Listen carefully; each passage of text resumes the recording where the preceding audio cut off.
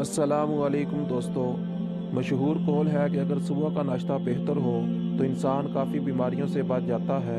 अगर सर्दी में इन चीज़ों का इस्तेमाल ज़्यादा किया जाए तो आपकी ज़िंदगी में वो तब्दीलियाँ पैदा होंगी जिनको सुनकर आप हैरान रह जाएंगे। Dry fruits.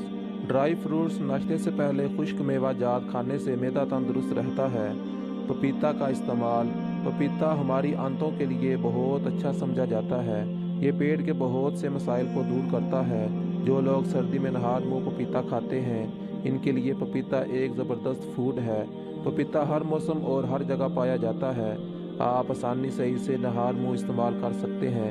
ये कोलेस्ट्रॉल को कम करता है, दिल के अमराज को दूर करता है और वज़न कम करने के साथ साथ सेहत को कई और फ़ायदे पहुंचाता है।